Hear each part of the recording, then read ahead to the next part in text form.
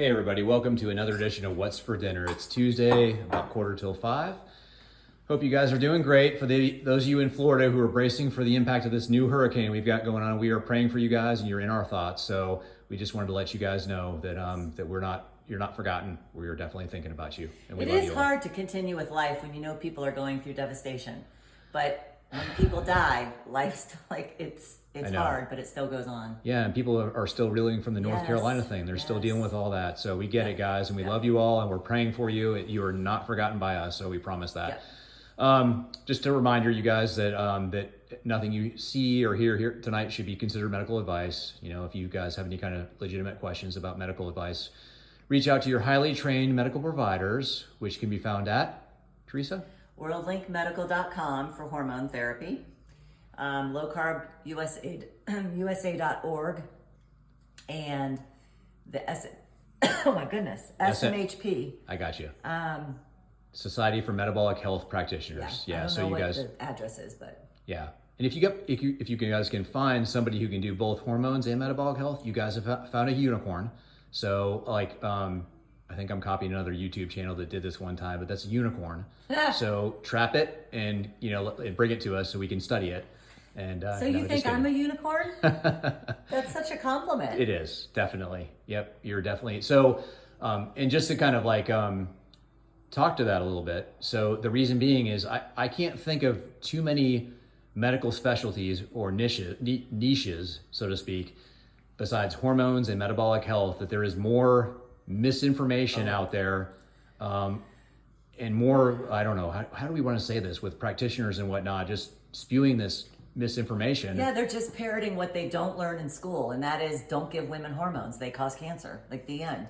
Yeah, I mean, maybe COVID, more misinformation on that, but anyway, so we can't even go down that rabbit hole right now. Oh my gosh. Okay, so moving right along, let's talk about what we have for dinner. Okay, so you want to do this, hon? Yeah, so you grilled 3 ribeyes. Yes. And then 2 fillets. Yep. Because I don't like the ribeyes, so I just put a fillet, and I put the eggs on my plate because I wanted the yolk I saw. And I know you don't care. No, I'm not. Okay.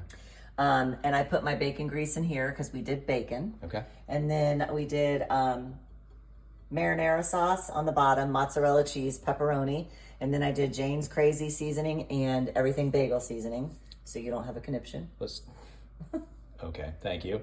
So let's talk about the marinara. So we did the Rouse marinara because it tends to have a little bit less. We get it from Sam's. Yeah. Has a little less sugar in it, and you got to be careful about things like marinara sauce because those can be little traps for sugar. Yep. It adds up quickly and it sneaks in. So just be careful with that. Yep. And then so with the steaks, guys, what I did is I grilled them on the grill, but I put them in a pan. And the way I did these was I basted them with avocado oil, and then I went over them with the Jane's Crazy mixed up salt. And then I also did this hardcore carnivore, which, speaking of sneaking in, be very careful of the hardcore carnivore if you guys buy some of it, because some of it does have some dextrose and some other stuff. This particular chili lime one that we did didn't really have too much in the way of bad ingredients, but you got to read the ingredients on stuff that you guys buy. So be careful with that. And then what, air fried bacon here? Yep. Yep. And then our well-loved air fryer over here. And then there's the eggs there. Scrambled eggs, yeah. Okay. So we move past that. What do you want to talk about tonight? Well, I was just going to say some traps if you feel like, oh, you can't lose weight, because sometimes people are doing great and they come back to me and suddenly they've gained weight. The first thing I ask is how you're sleeping. The second thing I ask is how's your stress level. So those 2 things right there can throw weight loss out the window.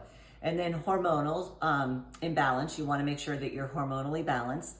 If you are under extreme stress and in fight or flight, your body will be in nothing but storage mode. You cannot get out of storage mode with adrenaline and cortisol On board. going through. Yeah. And then the other thing I instantly now ask is, are you doing resistance training? Because as we age, and I say this, I've said this before, but one day you'll be like, oh, as we age, and sadly, I just mean 30, okay? Around the age of 30, every decade, you lose about 8% of muscle mass. So that's why it's cliche, but things start to change at 40, because now you're really starting to notice things. As you age, you lose muscle mass. As you lose muscle mass, you replace the muscle you had with fat, When you do that, you lower your RMR, your resting metabolic rate. That slows your metabolism down. So now instead of burning maybe 1,600 calories for a female, you're down to 1,300 or 1,200. So these are things that make a big difference. And so that, go ahead. Go ahead. Well, for the think of the little old lady. Yes. She's got kind of like, she's skin and bone. The skin is just hanging off. Yep. She has no muscle. She's sarcopenic is what that's known as and stuff. So she literally has no resting metabolic rate. Muscles burn more calories than anything else in your body, Yes. pound for pound. And so as we get older, we lose that muscle. And as we're losing that muscle, we lose that RMR. So it's much more common for us to become insulin resistant Right, as we get older, pre-diabetic. Yep. Sorry, I didn't you mean to cut you naturally get insulin resistance as you age. That's why in the old days, when I went to nursing school in 1995, I think I started nursing school way back and graduated in 98. Diabetes was only talked about as NIDDM, so non-insulin dependent diabetes mellitus, and that was old people. Nobody got that before the age of 50 or 60. Yeah. And it was insulin dependent diabetes mellitus, which is juvenile type 1 diabetes. Yes. That was it. That's how it was, what was talked about. Now it's not like that. Yeah. So muscle mass is huge. And, I have started changing the way I ask about exercise because people want to tell me how many steps they get in, how many miles they walk. Fantastic. But that is not going to build muscle mass. And a while ago, this has been several years, I got onto this little cardio train where I went to 9 rounds and did the 9 rounds exercise about 3 days a week. That is not building muscle. Yeah. You're not building muscle. You're one and done, guys. You go in and you burn your 300 calories or whatever it is, and you're done with that, Yep. and you don't put muscle on. And so if you stop doing that for whatever reason, then you go back to wherever you were before. With putting on muscle, it's 24/7, 3. Remember, resting metabolic rate is the number of calories you burn at rest just to live. That's Yep. just to keep you alive, the bare minimum. It doesn't include activity or exercise or any of that. So our goal is to get that as high as possible and maintain that. And the only way to do that is through resistance training and putting on muscle mass. Resistance training is either lifting weights or doing something like sprinting. Right. You can still be skinny, but still be fat. You can be skinny Yeah. fat. So there are lots of people that look thin, but on the inside, they have fatty liver, fatty pancreas, and there is such a thing as skinny fat, Yeah. where you are skinny, but you have no muscle mass. Or TOEFL, TOFL. TOEFL, yeah. Yep. Thin on the outside, fat on the inside, or TOFI. I'm sorry. yeah. Thin on the outside. My gosh, I'll get this right sometime today. Thin on the outside, fat on the inside. Yeah. Yep. And what about? Oh, go ahead. No, go ahead. So what about like type 3 diabetes, like Alzheimer's? We talked about that. So another aging disease. It's an aging disease, and I have some other conspiracy theories about that, but we do call dementia type 3 diabetes. Your brain becomes so insulin resistant that it cannot uptake glucose to think, and then you get the cognitive decline. And then my other thing on that, which is not the conspiracy, is there's a statin epidemic. So everyone's on a statin, and that directly causes dementia and cognitive decline. Yeah, good So. stuff. Right on. Yeah, I think that was it. Yeah. So, sleep is the number one priority above Yeah. everything. We're going to eventually, guys, I know I keep talking about it. We're going to eventually do something on sleep. It's a big deal. Yeah. And then also the next thing would be your way of eating, your dietary intake. And then finally is resistance training, those 3 things. And then we have the other stuff mixed in, the hormones and whatnot. Right. That's what I was going to say. You can be skinny fat. Like you can be skinny, but your resting metabolic rate be very low because you have no muscle mass. Yeah. So you're really just not doing yourselves any favor, because again, sometimes I look at little old ladies in the grocery store and I just think, oh gosh, I cannot stand working out. I abused my body as a youth because I was trying to outrun a bad diet, but I didn't know it was bad. I was following government guidelines. So I despise working out. And then I feel bad because at least my body allows me to work out. But anyway, I don't want to be the little old lady that has no strength to lift the vacuum cleaner. Yeah. Yeah. The good news, guys, is that you can maximize protein intake, eat high quality proteins, that'll put on muscle.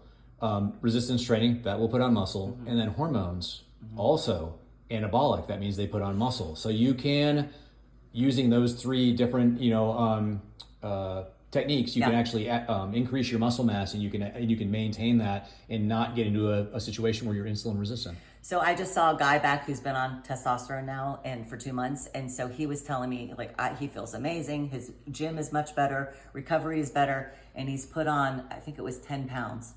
He went from 207 to 217. That's muscle. Yeah. Has nothing else. He looks the same. That's It's why muscle. that's why we monitor body composition when you go on hormones and stuff, because you want to make, it's not so much that you're putting on weight, but what kind of weight you're putting on. Right. If you're putting on muscle, who cares? Yeah. And ladies out there, do not worry Oh, gosh. about getting bulky and looking like a bodybuilder because you're putting on muscle. You will not. You would have to okay? work Yes. so hard. Yeah, that's just taking too much away from those people who put hours and hours and Yes. hours into working out. You're not going to do that. No. So anyway, We love you. We're trying to keep you healthy. Yeah. Insulin is the number one problem now. There's influencers, I think, that have been starting to get paid by institutions to say that that's crap. But and it's sad because a lot of them were in our space just in the last couple of years, and they've just slowly started to transition over. So they're just kind of falling into that whole thing where they're trying to tell you can eat whatever you want, do whatever you want, just as long as if it fits your macros, it's okay. Yeah. They're telling you what you want to hear, not what you need to hear. Yep. And we're here to give you guys tough love. To tell you So what you hard. need to hear. It's so hard. Yeah.